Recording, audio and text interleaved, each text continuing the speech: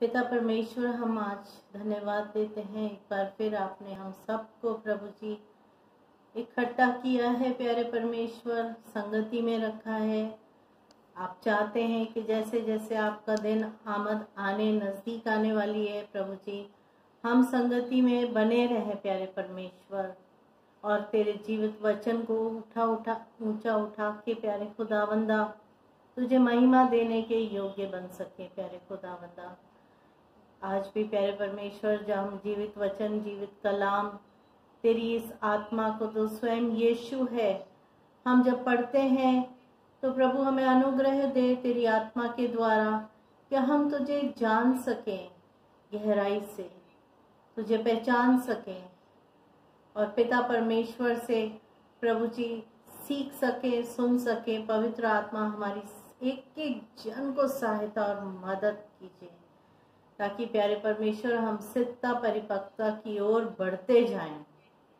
तेरा वचन हमारे अंदर स्थिर रहे प्यारे परमेश्वर, और उसके द्वारा हम बलवंत रहें, क्योंकि खुदावंदा तू जल्द आने वाला है। और प्रभु जी, हम धन्यवाद करते हैं उस अनुग्रह का कि तेरी आत्मा हमारे अंदर काम कर रही है, तेरी आत्मा हमें तैयार कर रही है, हमारी आत्मा, प्राण और शरीर को तैयार कर रही है। प्यारे खुदावंदा, हमारे प्राणों का रखवाला तू है। हम यही आज प्रार्थना करते हैं प्रभु जी कि तेरा जीवित वचन ये बताता है कि तू हमारे प्राणों का रखवाला, उद्धार करता है, हमारे प्राणों को अपने वचन के द्वारा धोके नया करने वाला परमेश्वर है। और प्यारे खुदावंदा, हम यही चाहते हैं कि आज हमारा प्राण हर प्रकार की पिछली अपनी जिंदगी के बंधनों से, संसार के बंधनों से पूर्ण रीति से मुक्त होकर अंश ब अंश और जल्दी से प्रभु जी नया बनता जाए। प्रत्येक दिन तेरा वचन अद्भुत रीति से हमें बदलता जाए स्वर्गीय पिता, ताकि प्यारे परमेश्वर, जो जीवित वचन कहता है कि तेरे विचार मनुष्य के विचारों से बहुत ऊंचे हैं, प्रभु हम तेरे विचारों तक तेरी आत्मा के सामर्थ्य और वचन के द्वारा तुझे जान सकें, और हम स्वयं ऐसा बन सकें, क्योंकि तू चाहता है कि हम उस महिमा तक पहुंच सके। इसलिए प्रभु जी, आज हमारी मदद सहायता कीजिए। जो भी वचन प्रभु जी हम पढ़ते हैं वो हमारे हृदयों की पट्टियों में गहराई से खारे करें, 100 गुना फल लाएं। आज का समय हम तुझे देते हैं प्रभु जी, तू हमारी अपनी आत्मा से हमें चला, सिखा, बढ़ा और फैला। तेरा अभिषेक हर जुएं को तोड़ता है, इसके धन्यवाद करते हैं, और यीशु के नाम से हम इस छोटी सी प्रार्थना को मांगते हैं। आमीन, आमीन, आमीन, आमीन। पे आज का विषय जैसे है कि रैप्चर के लिए कैसे तैयार रहें। तो आप लोग क्या सोचते हैं? कोई भी कुछ छोटा सा कुछ बताना चाहेगा इसके बारे में कि रैप्चर के लिए हम कैसे तैयार हो सकते हैं? एक संक्षिप्त में छोटा सा कुछ बोलना चाहे।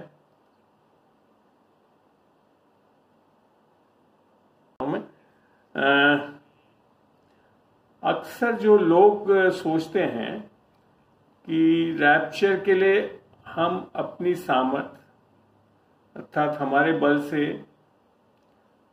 और अपनी शक्ति से और अपनी धार्मिकता को चलकर परमेश्वर के लिए तैयार हो सकते हैं, अर्थात स्वयं तैयार हो सकते हैं और परमेश्वर के साथ हम जा सकते हैं।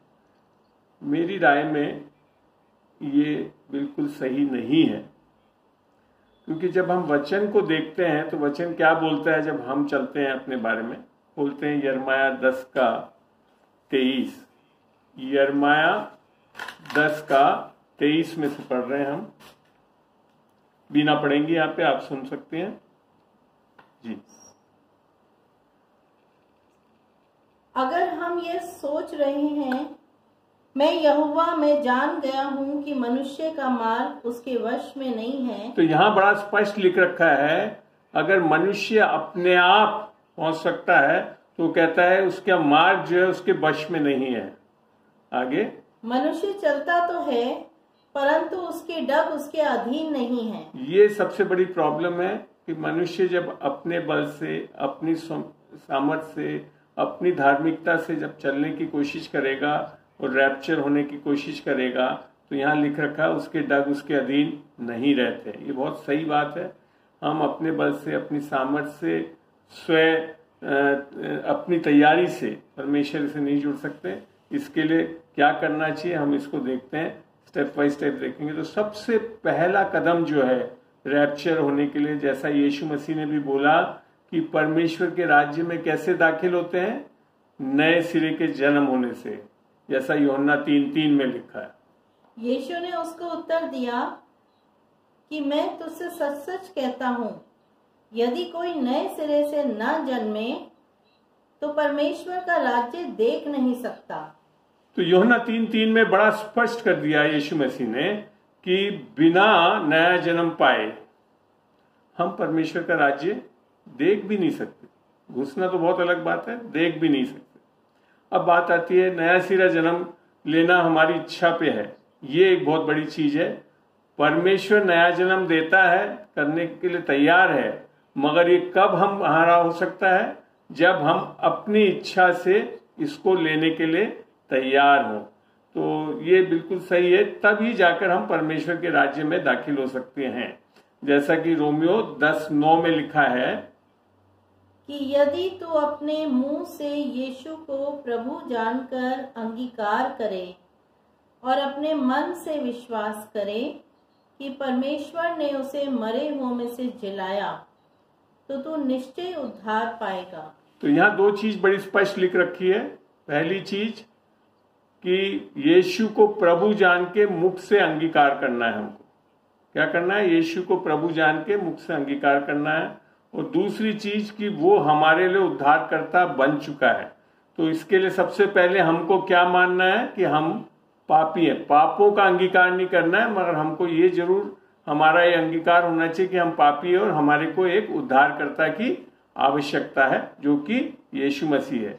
और जब हम इन दोनों चीज को ध्यान रखते हुए, इस पे विश्वास करते हुए, यीशु का नाम प्रभु जान के मुख से अंगीकार करते हैं और मन में विश्वास करते हैं कि वो मेरे पाप के लिए मारा गया, गाड़ा गया और तीसरे दिन जी उठा, इसको भी जब अंगीकार करते हैं तो निश्चय ही उद्धार पाएंगे, बाइबल बताती है।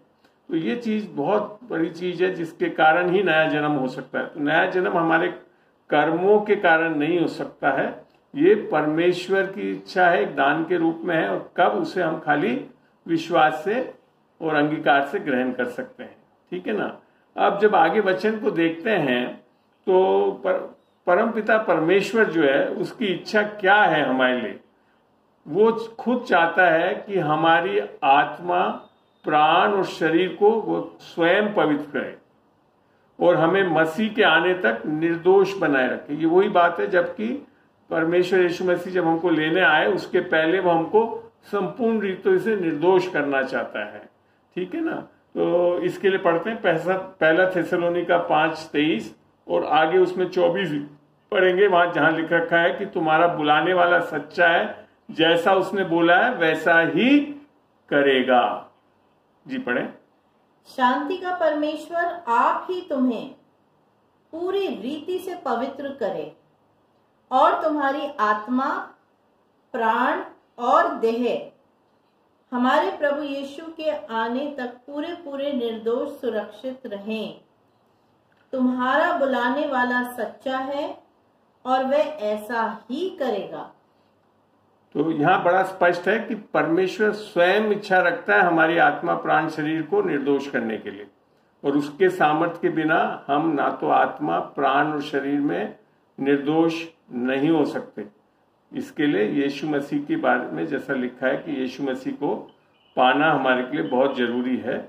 और अगर हम जब सबसे पहले बाइबल में कोई चीज सिखाना चाहते हैं यीशु मसीह के बारे में, और या हम सीखते हैं, तो ये है कि हमारी धार्मिकता से नहीं हो सकता। ये हमारा उद्धार हमारी धार्मिकता से कतई नहीं हो सकता है, जैसा तीतुस 3:5 में बताया। जी पढ़े। तो उसने हमारा उद्धार किया, और यह धर्म के कामों के कारण नहीं जो हमने आप किए, पर अपनी दया के अनुसार नए जन्म के स्नान और पवित्र आत्मा के हमें नया बनाने के द्वारा हुआ।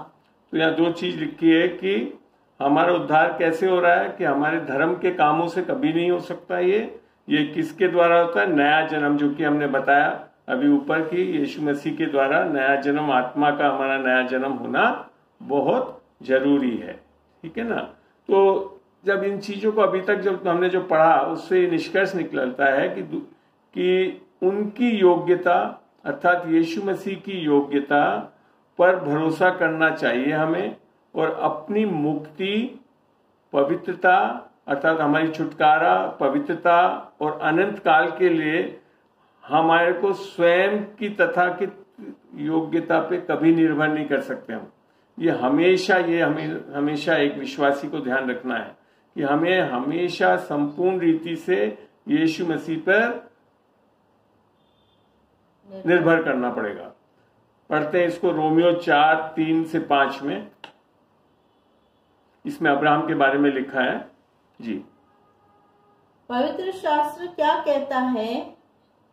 यह कि इब्राहिम ने परमेश्वर पर विश्वास किया और यह उसके लिए धार्मिकता गिना गया। तो यहाँ बड़ा स्पष्ट करा है वचन में कि अब्राहम धर्मी कैसे बना? केवल विश्वास करके, कर्मों के कारण धर्मी नहीं बना, क्योंकि उसने इस बाइबल के परमेश्वर पे विश्वास किया, तो उसके लिए वो धार्मिकता गिना गया। अर्थात बना भी क्या? गिना गया। उसके ऊपर इम्प्यूट, इंग्लिश में बोलते हैं इम्प्यूटिंग द राइचियसनेस, परमेश्वर की धार्मिकता उस पे प्रकट हो गई। आगे पढ़ते हैं। काम करने वाले की मजदूरी देना दान नहीं परंतु हक समझा जाता है। अब बाइबल यहाँ पे भी और रोमियो 11:6 में दोनों जगह ये समझा रही है कि अगर काम करने लगते हैं हम अपने उद्धार के लिए, तो फिर वो उद्धार दान नहीं है, वो तो फिर क्या हो गई? मजदूरी हो गई कि हमने कुछ किया और परमेश्वर ने फिर हमको दिया। परंतु ऐसा जब हम करेंगे तो फिर हमारा हक बन जाएगा कि हम उद्धार पा लिए। तो ये चीज कतई नहीं हो सकती, क्योंकि बाइबल बताती है कि हमारा उद्धार अनुग्रह और विश्वास से होता है। ठीक है ना। तो अनुग्रह यही है कि हम बिना कार्य करे भी उद्धार पा सकते हैं, जैसे कि अगला वचन बता रहा है।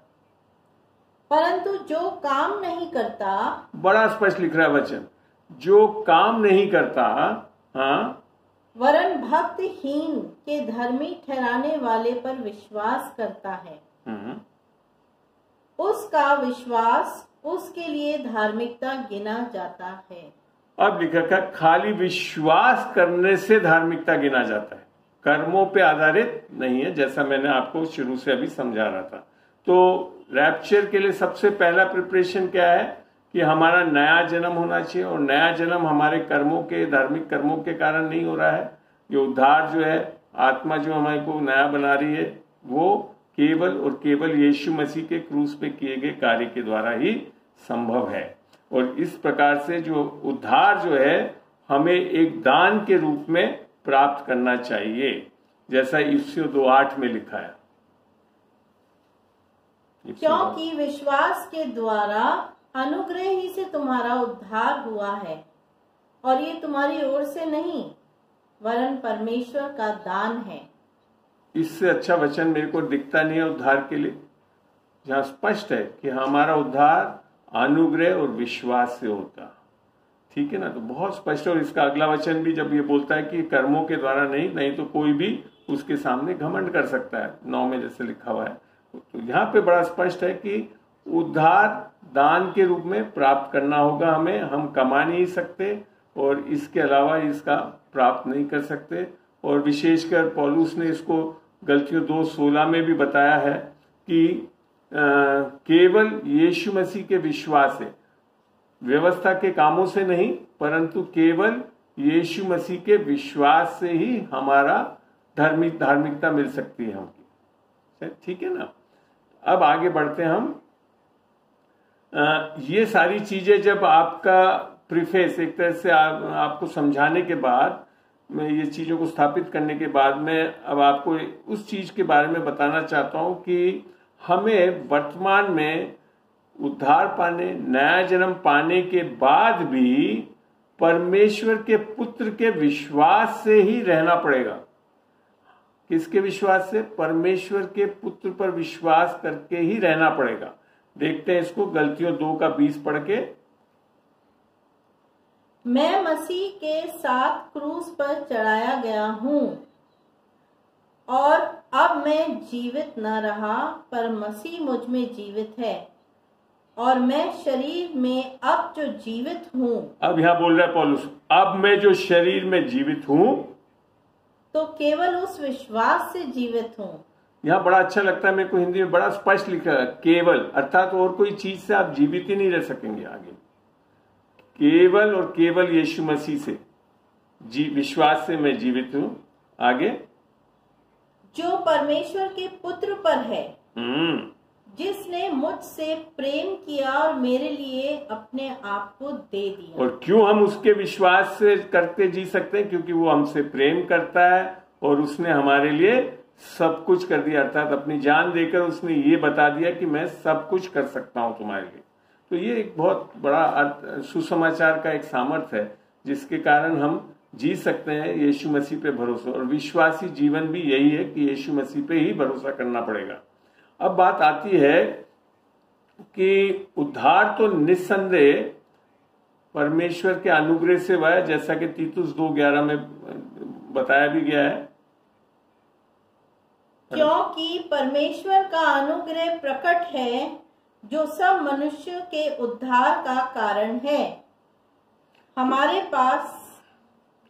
अब ये बात स्पष्ट है कि अनुग्रह से हमारा उद्धार हो रहा है, मगर फिर शास्त्रों में आगे भी हमको देखना है, पवित्र वचन में ये भी देखना है कि हम मसीह से मिलने के लिए हमारी अपनी तत्परता के लिए भी जिम्मेदार बनते हैं।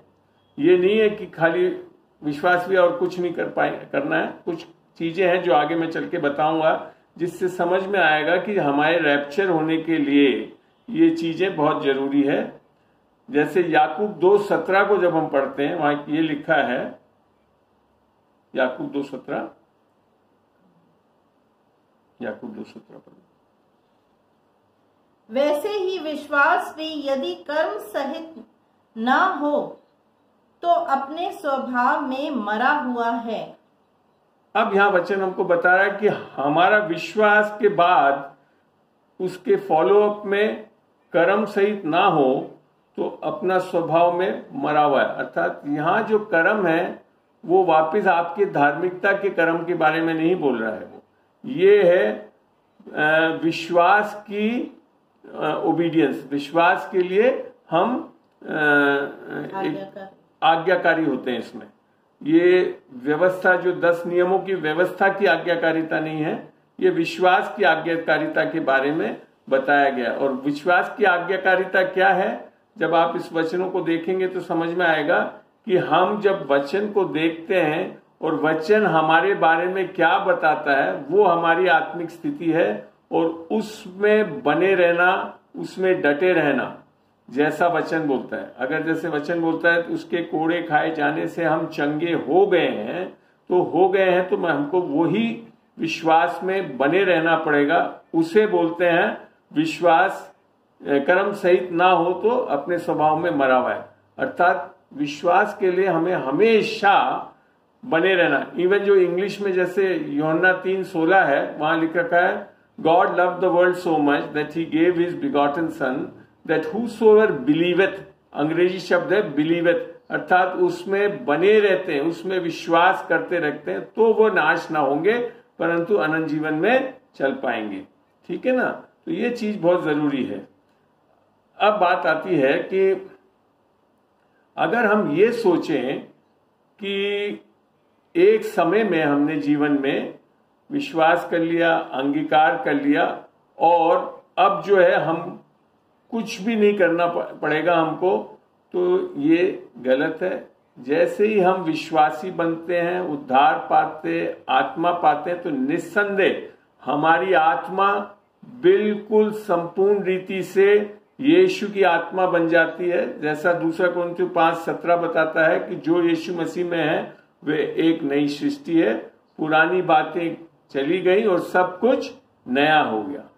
परंतु हमारी और 2 चीज है, प्राण और शरीर। तो अब बात आती है कि प्राणों के लिए क्या करता है, जैसा कि यीशु मसीह का वचन बताता है। इफिसियों 5:26 और 27 को पढ़ के देखते हैं। जी पढ़ें। कि उसको वचन के द्वारा जल के स्नान से शुद्ध करके पवित्र बनाए। तो अब आती है हमारे प्राण और शरीर। तो इसको क्या कह रखा है, जल के स्नान के द्वारा शुद्ध करके पवित्र बनाए, और वो भी वचन के जल से। जी आगे। और उसे एक ऐसी तेजस्वी कलीसिया बनाकर अपने पास खड़ी करें, जिसमें ना कलंक, ना झुर्री, ना कोई ऐसी वस्तु हो, वरन पवित्र और निर्दोष हो। तो रैप्चर होने के लिए ये कंडीशन बहुत जरूरी है। और करने वाला कौन बता रहा है, यीशु मसीह स्वयं करवाता है हमारे अंदर। ये एक बहुत बड़ी चीज है, अनुग्रह से। ये भी अनुग्रह से ही होता है। और क्योंकि यीशु की आत्मा हमारे अंदर आ गई है, आत्मा में हमारे पूरा वचन भर गया है, आत्मा में हम सारी चीजों को जानते हैं। और जैसा पहला यूहन्ना 2:27 भी बताता है कि जो अभिषेक मुझ में है वो हमारे को सब बातें सिखाता है, और उसमें सब कुछ सत्य है, कुछ झूठा नहीं है, और हमें ये अभिषेक हमारे में हमेशा बना रहता है। तो अब उद्धार के बाद जो पहली चीज आनी चाहिए अंदर, कि हम वचन से दिन प्रतिदिन धोए जाएं। तो धोने के लिए उस वचन, जैसे अगर आप एक चीज मैं बताऊं कि आप बाथरूम में साबुन एक जगह रख दें और अंदर घुस के बाहर आ जाएं, तो क्या नहा साफ हो जाएंगे? नहीं होंगे। उस साबुन को लेकर जब तक हम लगाएंगे नहीं अपने ऊपर, धोएंगे नहीं अपने आप को, तो हम साफ नहीं हो सकते। तो एक विश्वासी का जीवन क्या होना चाहिए, इस वचन को लेकर दिन प्रतिदिन स्नान करना पड़ेगा, है ना। तो वो है जो प्रभु चाहता है। तो इसको बहुत ध्यान से समझे कि एक विश्वासी व्यक्ति वचन में बहुत गहराइयों में जाएगा, और ये बहुत जरूरी है।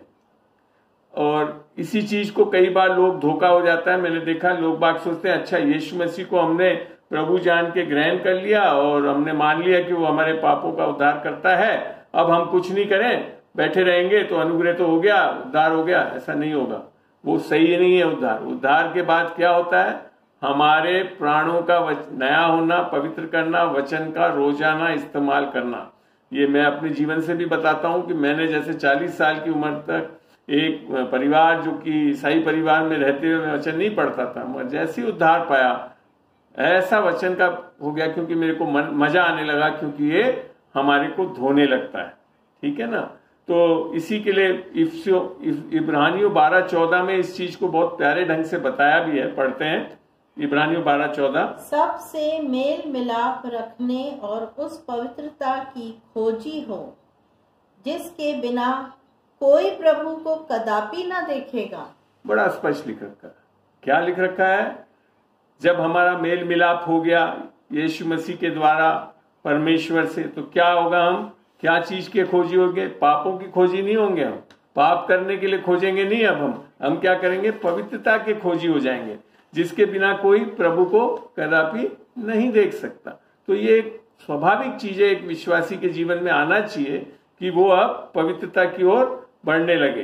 क्योंकि रैप्चर के लिए तैयार होने के लिए हमें क्या करना चाहिए, ये यही है कि हम तत्परता से ये घोषणा और भरोसा करें कि जीवन के लिए और परमेश्वर के से संबंधित सभी चीजों के लिए यीशु पर भरोसा कर सके। ये तभी संभव होगा। पढ़ के देखते हैं 2 पत्रस 1:3। क्योंकि उसके परमेश्वर सामर्थ्य ने सब कुछ जो जीवन और भक्ति से संबंध, बड़ा अच्छा लिखा है, हमारे जीवन और हमारी आत्मिक चीजों की उन्नति के लिए वो उसमें ही रखा है। हमें उसी की पहचान के द्वारा दिया है जिसने हमें अपनी ही महिमा और सद्गुण के अनुसार बुलाया है। तो कैसे बुला रहा है हमको? साधारण रूप से नहीं बुला रहा है, वो अपनी ही महिमा और सद्गुण के अनुसार बुलाया। रैप्चर के लिए क्या तैयार कर रहा है? वो हमको एक महिमाहित और सद्गुण जीवन के साथ तैयार करता है हमारे को। और उसमें हमारा भाग क्या है कि हमको अब वचन को लेकर अपने को पवित्र करना। यहाँ तक कि यूहन्ना 17:17 में भी लिख रखा है कि मेरा वचन जो है लोगों को पवित्र करता है, शुद्ध करता है। ठीक है ना? तो यहाँ पे एक चीज और मैं बताऊं कि ऐसे समय में एक चीज और आना चाहिए, अगर आज भी कोई आप में से ऐसा हो, क्योंकि आज हम जिंदा हैं और अभी रैप्चर नहीं हुआ है, तो ये चीज हमको समझ लेना चाहिए कि जो अभी तक मैंने समझाया कि हमारा नया जन्म होना, हमारे वचन से रोजाना धोया जाना बहुत जरूरी है। तो आज भी कोई इस चीज को अपना लेता है तो वो आने वाले रैप्चर के समय में परमेश्वर के साथ उठा लिया जाएगा, जैसा पहला थेसलोनिका 4:17 बताती है। तब हम जो जीवित और बचे रहेंगे उनके साथ बादलों में उठा लिए जाएंगे कि हवा में प्रभु से मिलें, और इस रीति से हम सदा प्रभु के साथ रहेंगे। फिर भी उत्साहपूर्ण नहीं होगा यदि वे उस समय यीशु के जीवन और धर्म से संबंधित सभी चीजों के लिए भरोसा रखते हैं। तो यहाँ लिखा है अभी भी कोई इस चीजों के लिए भरोसा रखे, परमेश्वर की धार्मिकता पे, परम विश्वास पे, यीशु मसीह के उद्धार के लिए कि वो मेरा उद्धार करता और प्रभु, तो आज भी वो करेगा। तो यीशु मसीह के रैप्चर होने के आने के टाइम में वो तैयार हो जाएगा लेने के लिए। मगर एक कॉशन भी लिखा है, लूका 21:34 को पढ़ के देखते हैं। इसलिए सावधान रहो। यहाँ बड़ा स्पष्ट बोला है, इसके लिए सावधान रहो। हाँ, ऐसा न हो कि तुम्हारे मन खुमार और मतवालेपन और इस जीवन की चिंताओं से सुस्त हो जाएं, और वह दिन तुम पर फंदे की नई अचानक आ पड़े।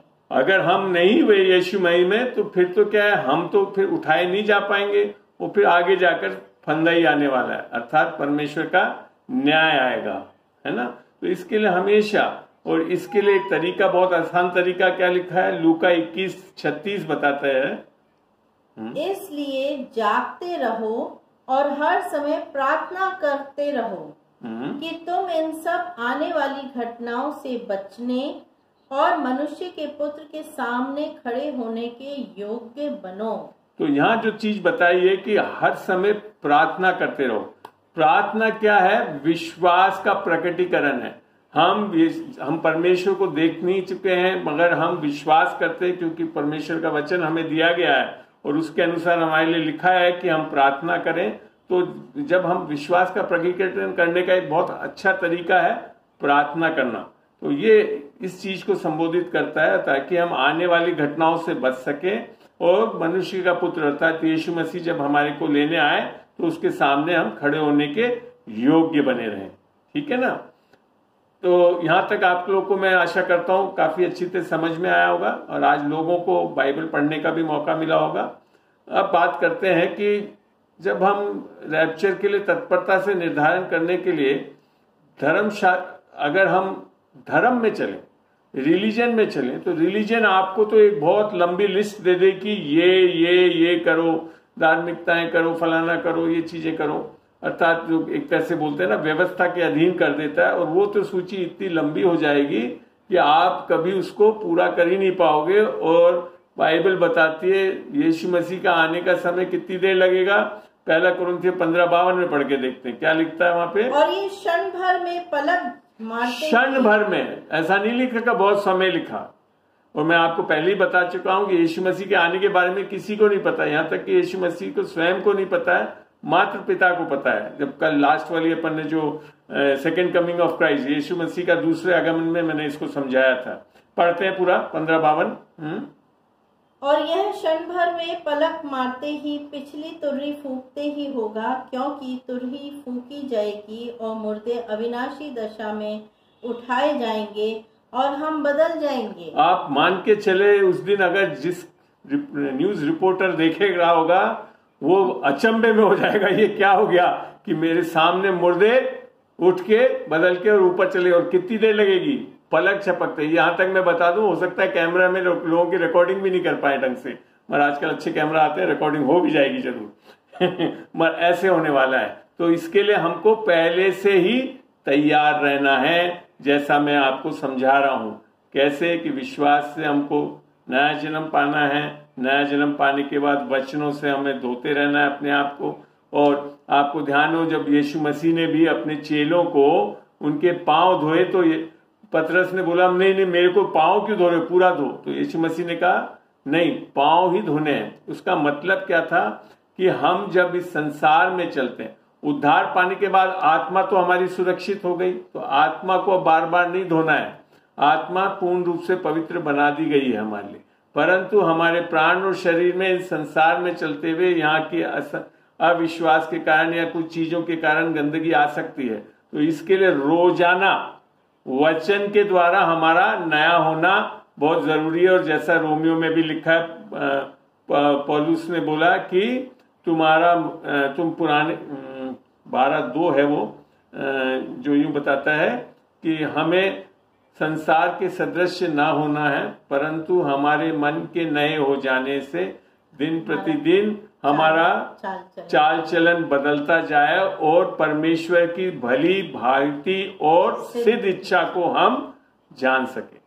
तो सिद्ध इच्छा क्या है? रैप्चर कराना हमारे को। और उसको कैसे करते हैं? मन को नया करके वचन के साथ। तो यहां तक अब समझ में आया कि हमको केवल प्रभु यीशु मसीह के में सब कुछ के लिए एक सक्रिय विश्वास हमें उत्साह के लिए तैयार मिलेगा। इसके लिए यीशु मसीह ने भी वचन में बताया था। मरकुस 11:22 में क्या बोला, पढ़ते हैं। मरकुस 11:22।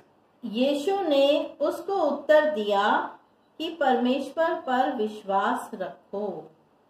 तो तरीका क्या है इसमें? संपूर्ण रीति से हमेशा यीशु मसीह पर विश्वास करके चलना, ठीक है ना।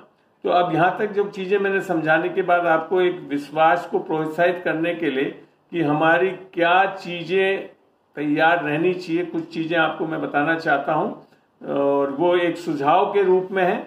इसको आप जब उपयोग करेंगे तो आप बड़े आसानी से यीशु मसीह के आने पर संपूर्ण रीति से उसके लायक रैप्चर के लिए तैयार होंगे। पहली चीज, पूरी तरह से मसीह यीशु के पीछे चलने का लक्ष्य रखें।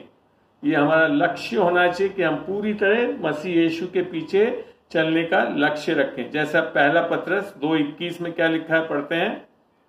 और तुम इसी के लिए बुलाए भी गए हो, क्योंकि मसीह भी तुम्हारे लिए दुख उठाकर तुम्हें एक आदर्श दे गया है कि तुम भी उसके चिन्ह पर चलो। तो चाहे दुख हो या सुख हो, हमको किसके पीछे चलना है?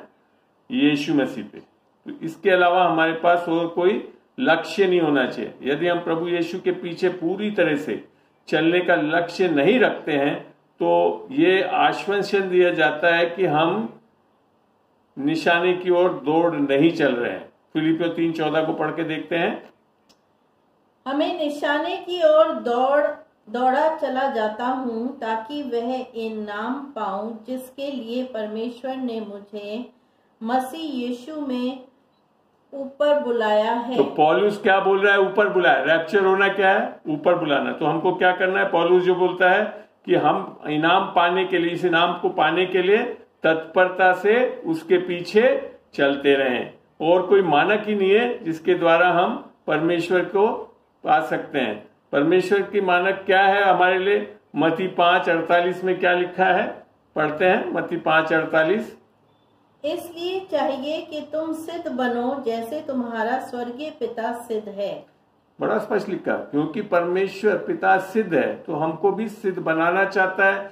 सामर्थ दे रहा है, पवित्र आत्मा दे दिया है। पवित्र आत्मा के द्वारा हमारी आत्मा को पवित्र कर दिया है। वचन दे रखा है उसने, वचन के द्वारा धोकर हमको शुद्ध करता है। तो ये हम बड़े आसानी से कर सकते हैं। और यही चीज एक नया जन्म पाए हुए व्यक्ति को करना पड़ेगा, क्योंकि वचन भी ऐसा ही बताता है। पहला यूहन्ना 3:2-3 को पढ़ के देखते हैं।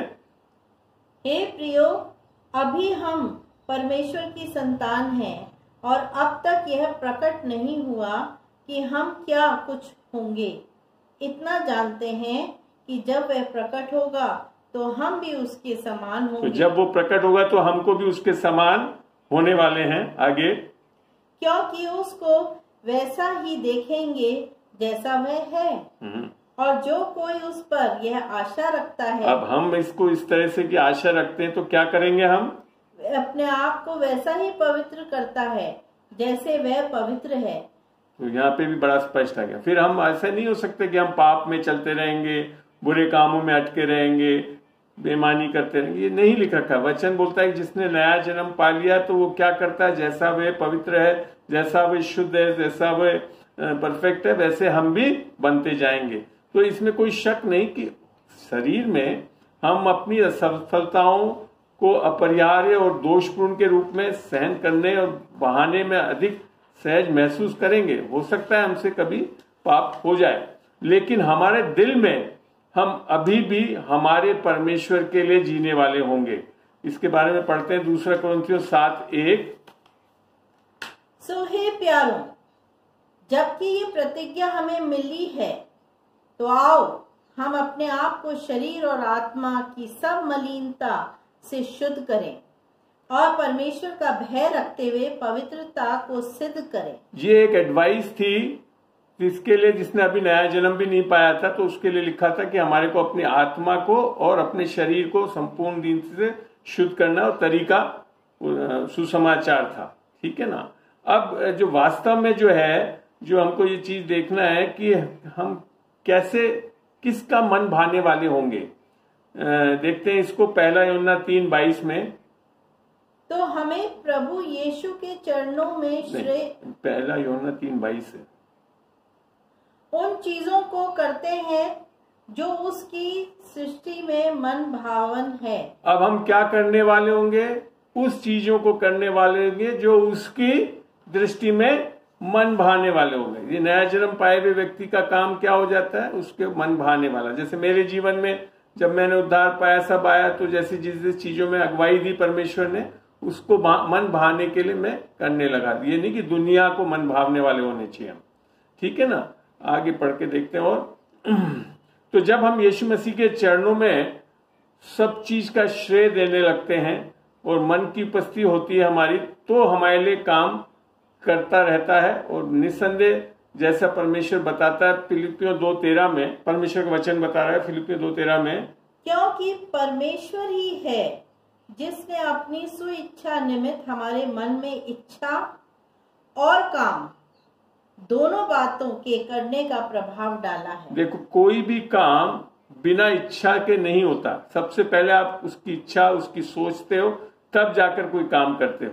तो सारी चीजें कौन कर रहा है, परमेश्वर स्वयं अपनी स्वेच्छा निमित्त, अपनी इच्छा के निमित्त हमारे को इच्छा भी दे रहा है और काम करने के लिए सामर्थ भी दे रहा है। दोनों बातों का प्रभाव हमारे अंदर डालता है ताकि हम बड़े आसानी से उन सब चीजों को कर सकें जो परमेश्वर चाहता है। लूका 17:10 में यूं बताया है परमेश्वर का वचन, लूका 17:10, इसी रीति से तुम भी जब उन सब कामों को कर चुको जिसकी आज्ञा तुम्हें दी गई थी, तो कहा हम निकम्मे दास हैं कि जो हमें करना चाहिए था वही किया है। तो ये भी यहाँ पे वचन बड़ा स्पष्ट बता रहा है कि हमको फाइनली करना क्या है, जो परमेश्वर हमको एडवाइस देता है, बोलता है, सिखाता है, चलाता है पवित्र आत्मा की। और ये सब चीजें कब संभव है, जब हम पवित्र आत्मा के मार्गदर्शन लेकर चलने वाले हो सके। ये दूसरी बात बहुत ध्यान की चीज है जो ध्यान रखें, जैसे रोमियो 8:14 बताता है, इसलिए कि जितने लोग परमेश्वर के आत्मा के चलाए चलते हैं वे ही परमेश्वर के पुत्र हैं। यदि हम केवल, तो यहाँ पे बड़ा स्पष्ट लिख रखा है कि परमेश्वर की आत्मा के चलाए चलना है।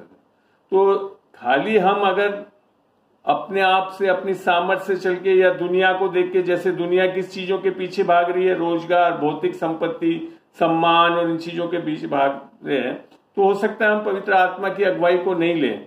मगर आपको इतना आश्वासन में देता हूं कि पवित्र आत्मा के मार्गदर्शन पे चलने से हम सब चीज पाएंगे और बल्कि और भरपूरी का जीवन पाएंगे और सक्षम हो सकेंगे मसीह की आत्मा के द्वारा।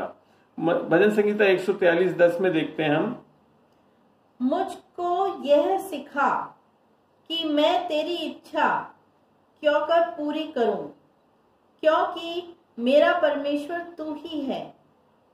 तेरा भला आत्मा मुझको धर्म के मार्ग में ले चले। तेरा भला आत्मा मुझको धर्म के मार्ग में ले चलेगा। तो अगर सही रास्ते में चलना है तो पवित्र आत्मा की मदद से ही हम चल सकते हैं। ये बड़ा स्पष्ट पुराने नियम में भी है, नए नियम में भी यही चीज बताई गई है। तो मसीहों के रूप में हमें याद रखना चाहिए कि परमेश्वर ने हमें जो सबसे बड़ा उपहार दिया है वो उनका बेटा है, जैसा कि जिसने हमको अनंत जीवन दिया, रोमियो 6:23 बताती है, और पवित्र आत्मा का दान भी दिया है, जैसे कि प्रेरित 2:38 में बता रखा है। तो ये दान के रूप में दिया है। कौन? यीशु मसीह को हमारे लिए, और जिसके द्वारा हम अनंत जीवन पाते हैं और उसकी आत्मा को पाते हैं जो कि पवित्र आत्मा है, वो भी हमारे को दान के रूप में मिलता है। उसको हम कमा नहीं सकते। तो यद्यपि मसीह की आत्मा की अभिव्यक्तियां हम सब में विश्वासी में आ जाता है, मगर अलग अलग व्यक्ति में भिन्न हो सकता है उसका माने चाल चलन दिखाने में और उसमें, मगर वो पवित्रता की ओर ही संकेत करके चलाएगा। और आत्मा की सेविकाई के लिए हमारे को मुख्य कारण सर्वशक्तिमान की आज्ञाओं का स्थायी प्रेमपूर्ण आज्ञाकारिता से हमें सुरक्षित करना है। जैसा इसका पर्पस पुराने नियम में इसको भविष्यवाणी के रूप में बताया भी गया था। यजिकियल 36 का 37 पढ़ के 36 का 27, यजिकियल 36 का 27 पढ़ते हैं। और मैं अपना आत्मा तुम्हारे भीतर देकर ऐसा करूंगा कि तुम मेरी विधियों पर चलोगे, मेरे नियमों को मानकर उनके अनुसार करोगे। ये इसके बारे में नए नियम में भी आप पढ़ सकते हैं, जब इब्रानियों 8 में पूरा लिखा है, जो नई वाचा है वो यही वाचा है। और जो आज्ञा यहाँ पे मैं समझता हूं तो वो आज्ञा क्या है, जो कि यीशु मसीह ने अपने चेलों के लिए दी है, वो लिखा हुआ यूहन्ना 13:34 में और पहला यूहन्ना 3:23, दोनों को पढ़ के देखते हैं। एक नई आज्ञा जो मैं तुम्हें देता हूँ कि तुम एक दूसरे से प्रेम करो। जैसा कि मैंने तुमसे प्रेम किया है वैसा ही तुम भी एक दूसरे से प्रेम करो। अब जो नई आज्ञा देते हुए यीशु मसीह ये नहीं बोला कि तुम अपने प्रेम से प्रेम करो, वो कह रहा है मेरे प्रेम से प्रेम करो। और ये क्यों संभव है अब? क्योंकि जैसा रोमियो 5:5 में लिखा है कि यीशु पवित्र आत्मा के द्वारा परमेश्वर का प्रेम हमारे हृदय में उंडेला गया। फिर पढ़ते हैं पहला यूहन्ना 3:23, और उसकी आज्ञा यह है कि हम उसके पुत्र यीशु मसीह के नाम पर विश्वास करें और जैसा उसने हमें आज्ञा दी है उसी के अनुसार आपस में प्रेम रखें। तो ये है crux of the new covenant, नए नियम का जो यीशु मसीह ने जो आज्ञा दी, इस आज्ञा को पूरा करने से आप सारी आज्ञाओं को पूरा कर लेंगे। निस्संदेह सही है। फिर ना तो आप व्यभिचार बने रहोगे, ना झूठ बोलोगे, ना, क्योंकि अगर ऐसे होगे, इस आज्ञा को पूरे करने वाले होगे, तो फिर वो सारी आज्ञाएं स्वतः ही पूरी हो जाएंगी, जैसा कि आप कभी पढ़ना रोमियो 13 में इसके बारे में लिखा हुआ भी है। अब पढ़ते हैं कि जब पवित्र आत्मा के साथ हम होते हैं तो हमारी आत्मा में एक साक्षी होती है कि हम परमेश्वर की संतान हैं। ये एक बहुत जरूरी चीज है। रैप्चर होने के लिए खुद को आपके अंदर, आपकी आत्मा में एक साक्षी होना जरूरी है, जैसा कि रोमियो 8:16 बताती है। आत्मा आप ही हमारी आत्मा के साथ गवाही देता है कि हम परमेश्वर की संतान हैं। ये आपके कर्मों पे आधारित नहीं है, ये स्वयं पवित्र आत्मा की गवाही आपकी आत्मा में होता है। जब हम उद्धार पा चुके हैं, नया जन्म पा चुके हैं, यीशु की आत्मा हमारे अंदर है, तो वो एक गवाही देती है कि हम परमेश्वर की संतान है। अब बाकी आगे चलने की बात की तीसरी चीज जो एक सुझाव के रूप में मैं आपको बताता हूं कि हमें यीशु के द्वारा पापों में नहीं परंतु पापों से बचाया गया है। कलीसियाओं में या लोग बाग क्या चाह रहे हैं कि हम पापों में बचे रहें, ऐसा नहीं लिखता वचन बताता है पापों से बचाया गया। मत्ती 1:21 पढ़ के देखते हैं इसके लिए। वह पुत्र जनेगी और तू उसका नाम यीशु रखना, क्योंकि वह अपने लोगों को उनके पापों से उद्धार करेगा। उनके लोगों को अपने पापों से उद्धार करेगा। पापों में उद्धार नहीं कर रहा है, पापों से उद्धार कर रहा है। तो इससे सिद्ध होता है कि एक उद्धार पाया व्यक्ति पापों में नहीं धंसा रहेगा, क्योंकि जो परमेश्वर की अनुग्रह की सामर्थ हमारे को क्या करती है, पाप की प्रभुता हमारे से अंदर से हटा देती है। परंतु जब हम व्यवस्था के अधीन रहते हैं तो पाप की प्रभुता यूं क्यों बनी रहती है, जैसा कि रोमियो 6:14 में बताया। तो हर बार जब हमारे पाप के कार्यों को माफ कर दिया गया है, तब भी हमारा परमेश्वर इतना अनुग्रहकारी परमेश्वर है कि अगर इस समय भी हम कभी कुछ गलत करते हैं तो वो माफ करता है। परंतु ये परमेश्वर की विश्वसनीयता है को प्रदान करता है। वो इतना प्यारा परमेश्वर है।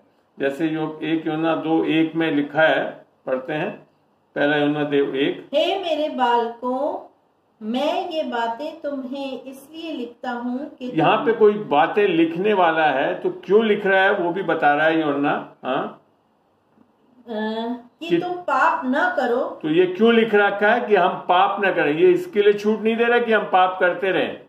ये जो बात अभी लिख रहा है वो इसके लिए नहीं लिख रहा है कि हम पाप करते रहें, वो इसके लिए लिख रखा कि हम आगे पाप ना करें। आगे, और यदि कोई पाप करे तो पिता के पास हमारा एक सहायक है, अर्थात धार्मिक यीशु मसीह। तो हमारे को उस पाप से भी माफी क्यों मिल रही है? क्योंकि यीशु मसीह हमारी धार्मिकता है, उसके कारण हम बचाए जाते हैं। क्योंकि परमेश्वर उस टाइम भी पिता से क्या बोलता है कि इसने, क्योंकि मैंने इसके पापों को ले लिया और इसकी माफी मिल चुकी है, इसके लिए आप इसको माफी होगी।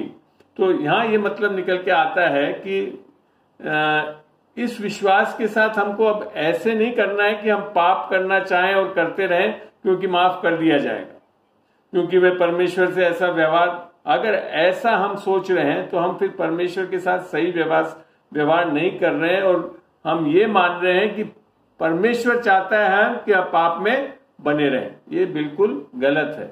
परमेश्वर बिल्कुल कतई नहीं चाहता कि हम पाप में बने रहें। इसी के लिए यूहन्ना ने बोला कि मैं इसके लिए लिख रहा हूं कि तुम पाप में ना करो, और अगर कभी गिरो तो भी परमेश्वर तुम्हें माफ कर रहा है और आगे फिर पाप में नहीं चलोगे। तो ये चीज समझ लें। और ये क्यों संभव है, और इसको बड़े कटास के रूप में जब बोला पौलुस ने रोमियो 6:1 और 2 में, 1 में यूं लिखा है कि अनुग्रह, तो किसी ने पूछा तो क्या अनुग्रह हुआ है तो हम पाप करते रहें? तो उसका जवाब क्या दिया रोमियो 6:2 में? कदापि नहीं, हम जब पाप के लिए मर गए तो फिर आगे को उसमें क्यों कर जीवन बिताएं। बड़ा एक सवाल के रूप में पूछा है, बोला है कि कैसे हम अब पाप में हम जीने वाले हो सकते हैं? नहीं हो सकते। तो हमने ये चीज सब समझ में आती है कि परमेश्वर, जो तीसरी चीज मैं बता रहा हूं कि उद्धार पाया हुआ व्यक्ति पापों में धंसा नहीं रहेगा, क्योंकि आत्मा की सामर्थ्य से, अनुग्रह से वे बड़े आसानी से निकल सकता है। और ये इसके लिए संभव हो रहा है क्योंकि परमेश्वर इतना अनुग्रहकारी परमेश्वर है। जैसे मीका 7:18 में भी इस चीज को परमेश्वर का वचन बहुत अच्छी तरह दर्शाता है। पढ़े, तेरे समान ऐसा परमेश्वर कहाँ है जो अधर्म को क्षमा करे और अपने निज भाग के बचे हुओं के अपराध को ढांप ले। वह अपने क्रोध को सदा बनाए नहीं रखता, क्योंकि वह करुणा से प्रीति रखता है। प्रभु का धन्यवाद हो कि ये परमेश्वर इतना अनुग्रहकारी पिता है कि हम अगर विश्वास में आने के बाद भी अगर कहीं गलती से कभी पाप करते हैं तो उसको भी माफ कर रहा है, मगर वो ये नहीं चाहता कि हम पाप में बने रहें। अब चौथी बात जो आती है, जो कि बहुत जरूरी है विश्वासी जीवन के लिए, रैप्चर होने के लिए, कि एक तो जैसे मैं बता चुका हूँ, पवित्र आत्मा में चलना, वचन में हमेशा धुलते रहना, और फिर वचन और प्रार्थना के माध्यम से यहोवा के साथ संगति हमेशा बनाए रखना, जैसा कि आपको हमेशा करना पड़ेगा, तभी जाकर हम बड़े आसानी से परमेश्वर के उस रैप्चर में शामिल होते हुए पाएंगे अपने को। भजन संगीता 139 7 से 10 को जब हम पढ़ते हैं तो देखते हैं, साम्स 139 7-10। जी, मैं तेरे आत्मा से भाग कर किधर जाऊं, या तेरे सामने से किधर भागूं? यदि मैं आकाश पर चढ़ूं तो तू वहां है, यदि मैं अपना बिछौना अधोलोक में बिछाऊं तो वहां भी तू है।